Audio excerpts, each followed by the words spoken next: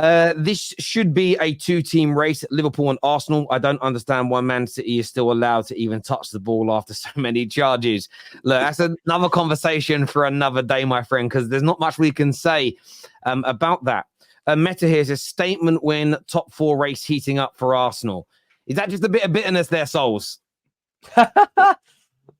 Oh, you know, this bullshit that always happens every single week. Top 4. No, we're in a title race. Let's be real. Whoever wants 4th and 5th spot can have it. We're clearly. I mean, this is just rival talk, isn't it? It certainly is. Listen, I'll say this now: there is no top 4 race this year. Villa and Liverpool, Spurs, are also in this title race. Now, I don't think they have as big a chance as you. They don't have as big a chance as Liverpool or City. But you're in the title race until you're not. And by the time the Villas and the Liverpools, in my opinion, Spurs fall out of the title race in terms of it's impossible. I think they'll be so far ahead of the rest that Champions League spots are pretty much going to be taken care of. There isn't an out-and-out race for the top 4 this year. Everybody trying to win the title. Now, the 2 I've mentioned, 5th and 6th, 4th and 5th, sorry, they're not going to win it, in my opinion. But they're there, until they're not, essentially. And, with the wins, Villa just kicked off now against United, and that's making me nervous. But let's do some more Super Chats anyway, because otherwise I'm going to watch that screen. Not only did we destroy them, we closed the goal difference gap. Yeah. We're leveling on goal difference with City. Yeah, how important, Brandon, do you think that element is today, scoring all them goals to close that gap? Yeah, I think it's going to be very important, Tel, because I think all 3 teams, City, Arsenal, Liverpool, it's so tight at the top. It's so tight at the top. And if I'm being real, when you look at the fixtures, I don't see either of them 3 teams dropping many points in the remaining games of the season. So I think it's going to be very tight, and it may even come down to goal difference. So it's important. It's definitely important. So, yeah. I've just had a look at my FPL. I'm absolutely cooking on 72 points. Rice and Saka and Tony. Ooh. Cheers, mate. Thanks for letting us know. Appreciate that. No problem. No. Cheers, that. Arteta learning how to beat a low block, dial back the high praise, slow things down, invite West Ham to press us, and then easily play out past them and transition into the dangerous areas. New way to counter low blocks, I think. I mean, you've definitely been circumventing, Dennis, some of the low block teams recently, scoring lots of goals against them as well. Yeah, to be fair, I don't know if this one really for me is like evidence to say we've countered the low block, to be honest, because I thought the game was a little bit struggling to break them down until we got the goal from Saliba from a set piece. I think the biggest thing is when we score from set pieces and make it 1-0, the game opens up in our favor. I don't think there's enough evidence to say, oh, we've countered the low block here. Because until that goal, I think it still was a little bit cagey. But I think once we got that goal, we were tearing them apart, getting dangerous areas. I still want to see us really attack a low block and break it down in terms of pinging the ball about, penetrating passes down the middle and through the sides. But I think overall, I think the main thing for us is got that first goal and be ruthless. And there will be games coming up. Burnley next week is the first one. I think will be a dangerous low block from Company there. Then you've obviously got Porto midweek. You've got Newcastle try and play a low block. They're dangerous on the counter as well. So I think there's plenty of opportunities for us, and teams will come with a low block. But for me, keep in the game, take your chances, and then once you get your goal ahead, then I think you'll be easy pickings from there, basically. Great breakdown there, my friend. Remember, guys, we were missing Jesus, Zinchenko, Tomiyasu, Smith Rowe, Jorginho, Partey, and Timber. Last season, we lost players at this time. This season, players are coming back. I do just want to touch on that, actually, because it is quite concerning that week in, week out, we're still picking up these injuries. Like, our medical team ain't great. It ain't great at all, because it feels like we are literally Pochettino FC. Like, we're having injuries every week now. Yeah, but you got to look at the Smith Rowe one that happened today, though. That's rolling an ankle. Your medical team can't do much about that. You've got the way you've got to break. If there's lots of soft tissue injuries, pulled muscles, then you've really got to look at what's going on in training. If it's Uri and Timbers can't be helped. Rolling ankles are kind of get. Like Tomiyasu's going to come back with and some of the other players in there, like the Zinchenko's, Jesus's, they were picking up these kind of injuries when they were at Man City as well. So I don't think sometimes you've got to like break these things down individually in relation to that. Who's your winger? Saka is my winger. Yeah, I got Anthony, bruv. I got Anthony, bruv. No Partey, Timber, Alex, Jesus, Smith Rowe, Vieira, Jorginho due to injury, no complaints either. Just stepped up and ripped them to shreds. Absolutely, consummate performance today. We've scored 16 in our last 4. No one has scored more. No, they haven't, and you're only a few goals away from being the highest goal scorers in the league. So that's such an impressive start. It is. Hang on a sec. Oh, sorry, it's offside. I thought we were in. It's offside. Anyway, you won't hear pundits call out West Ham fans for booing one of their best players, but they will call out Arsenal fans for celebrating. Big context. Do you reckon they'll call out West Ham fans for leaving at half time? They better. No. They better. It won't get talked about. Yeah, they proper left. I mean, they didn't just leave. They left. Before Arsenal. I know. Arsenal helped me get my shameless 6-0. I wanted more. And is it Nweri or Waneri? Waneri, sorry. Goal, get that icing on the cake. Yeah, you guys, it was almost like you guys just weren't. Once the guy, I know you did try and score, but the intensity fell out after those substitutions. I felt a little bit sorry for the subs because they kind of came on, but the message was relax. The goalposts keep changing when Arsenal perform. Last season, no one expected us in the top 4, but still mocked the bottling it. This season, barely a mention of what we did, but still levels of disrespect. Is that something you've come to just take on the chin now, Sar, that no matter what Arsenal do, you're going to get crap from rivals? Yeah, listen, when you're the new kid on the block coming back and challenging and starting to do this, listen, you're gonna expect it. Obviously, I expect it from Spurs fans because they always wanna finish above us. That is their trophy. You know what I mean? Their trophy is to finish above us. So I expect it from them. But Liverpool this season becoming very arrogant and just trying to. I'm like, bro, what is your beef with us, bro? We've never been good when you were, and you've never been good when we were. All of a sudden, it happens the first time, and you guys all of a sudden are starting to get all freaking crazy and making some mad beef, bro. There's no beef between us. You know what it is, though. We go for a title, bro. It's called fear, bro. That's what it is. It's fear. Yeah, 100%. People want to deny it, but sure. it is fear. People fear Arsenal now, and that's it. They fear us now.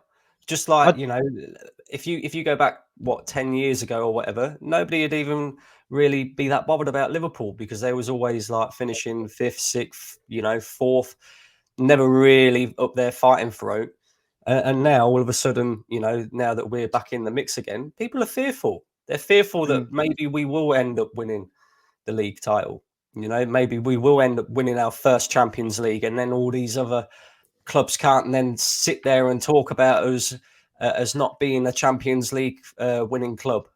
That's what it is. It's fear, bro. Yeah, the bit for me, I'm all about consistency. I'm not an Arsenal fan, but I'm about consistency. If you're going to say Arsenal have got to win the league, at the same time, you've got to say they're the best team in the league. But they'll say you're the second best or third best team in the league, but then still say that you have to win the league. It doesn't make, from an analysis point of view, it doesn't make sense. They're either the best team and capable of winning it. If you don't think they can win it, why are you saying they have to win it?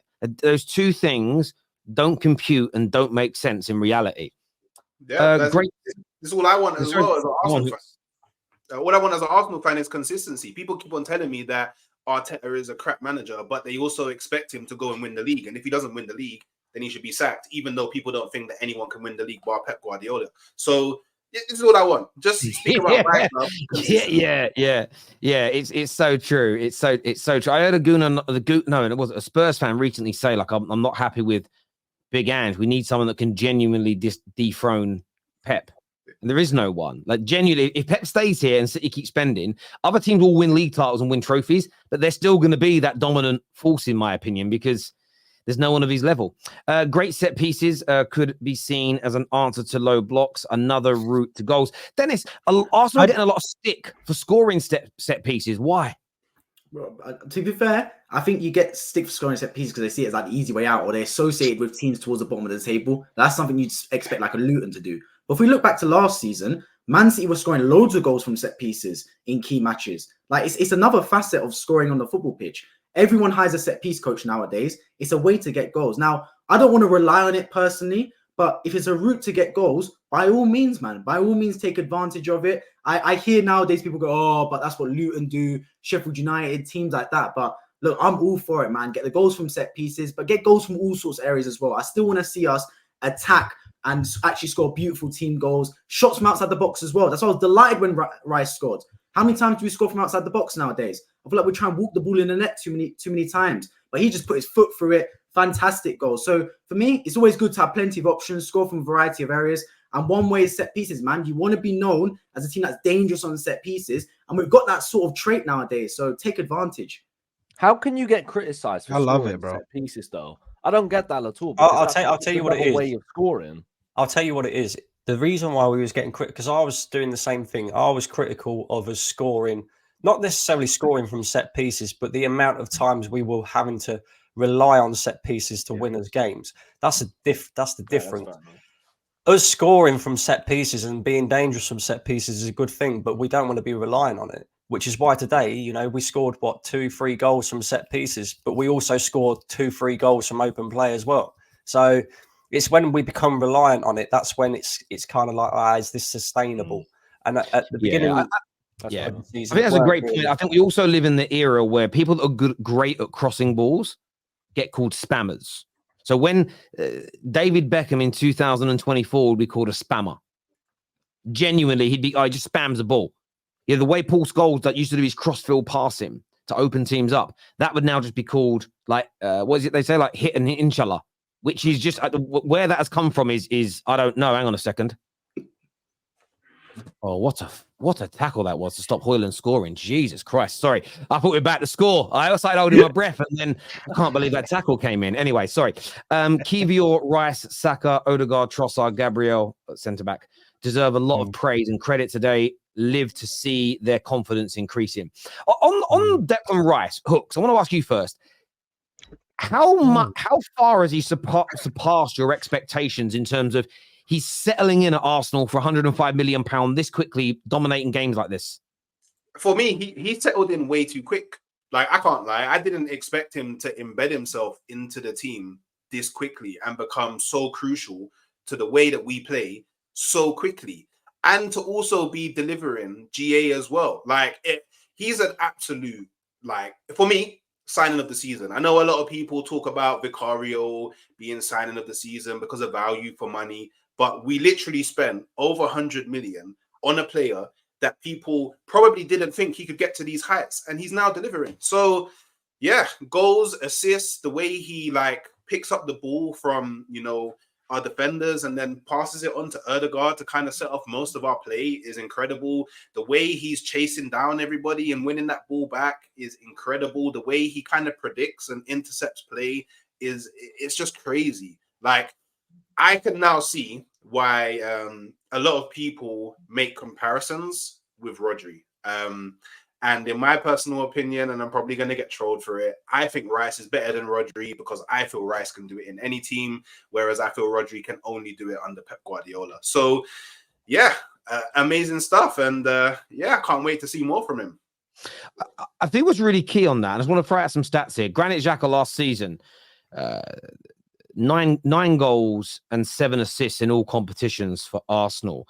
A lot said, well, who's going to replace that this year? It's currently 4 goals and 5 assists from Declan Rice this season. So looking at his current run rate, he's probably going to be in and around those numbers. So that's answered that. But better than Rodri? Brandon, what are you saying there, mate? I don't know if you could say better than Rodri. You can. Don't. I don't know, bro. I don't know. Rodri's been doing it for, you know, a few years now at Man City. He's not just you know, a decent player within their setup either. He's winning things. He's been the difference maker to them winning things as well. I don't know whether you could say he's better than Rodri just yet, but Declan Rice, since he's come in at Arsenal, has been absolutely exceptional. Like my man, who would you rather have, Brandon? I think who would I rather have? Oh, yeah, who would you rather have? That's such a tough question because when you ask that, right, I don't think there is actually that much between Rodri and Declan Rice. I just go with Rodri just ever so slightly. And I don't know if it's because of preference, but yeah, like I say, Declan Rice, since he's coming at Arsenal, has been absolutely exceptional. It's been worth every single penny that we've spent on him. I didn't expect him to settle in as quickly as what he has done. I didn't expect him to start coming up with goals and assists. And also, as well, something that I didn't really know about Declan Rice at West Ham, he's such a great set piece taker as well. Since we put him on corners, since we put him on free kicks, all of a sudden we're now really dangerous. We're not just hitting the first man on the corner all the time like we was with Saka and Trossard when they was taking it. Declan Rice's set piece taking ability is very, very good as well. So yeah, phenomenal player. And look, Rodri, he's got those performances in Champions League winning games, finals, Premier League winning. You've got to add that. So I'd still put Rodri ahead of him. But in terms of his ability and his deliverance so far for Arsenal, it's been absolutely impeccable. I think Rodri, the only reason why Rodri is that good is because he makes football look very easy. He makes it look very simple. It's so easy for him. That's the reason why.